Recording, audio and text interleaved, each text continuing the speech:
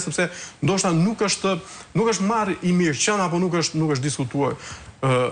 Ndërtimi i inceneratorëve ka rritur në mënyrë abuzive, po themi kosto ndaj qytetarëve shqiptarë, sidomos qytetarëve në bashkitë që dërgojnë mbetjet në impiantet e përpunimit, pra në incinerator, aty ku nuk përpunohen në fakt mbetjet urbane, sepse të gjitha bashkitë pa përjashtim kanë rritur deri në 2 fishim tarifat e pastrimit dhe gjelbërimit në bashkitë e tyre me pretekstin e dërgimit të mbetjeve në incinerator. Pra, kjo është një kosto që u është shtuar indirekt qytetarëve dhe kjo është një kosto që ka paksuar shërbimet, sepse parat që janë marrë nga tarifa e pastrimit kanë shkuar të gjitha për djegjen e mbetjeve urbane, por kemi edhe raste për shembull si në Bashkinë e Durrësit që nuk i mjafton kjo tarifë, por i merr edhe buxhetit shtetit në mënyrë direkte 2.5 milion euro çdo vit për të plotësuar, po themi, vakumin e 10 milion eurove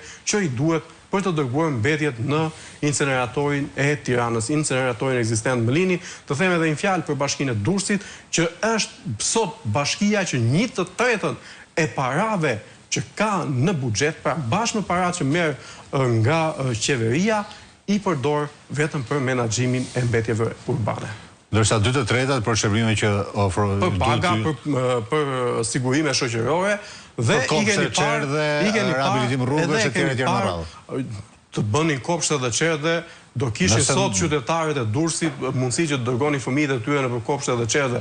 Por Bashkia e Durrësit është nga ato bashki që në djenin time, me aq sa e kam ndjekur unë, edhe për shkak të fushës që mbuloi pra të mbulimit të rrethave në syri televizion, është nga ato bashki që investime për rrugë dhe infrastrukturë publike i bën vetëm 2 muaj para fushatës në një herë në 2 apo një herë në 4 vjet. Pra, 2 vjet ose janë vendore dhe qendrore.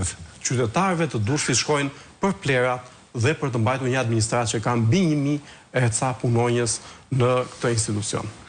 Ju falenderoj që ishte me mua në këtë bisedë. Falenderoj ju, Blet.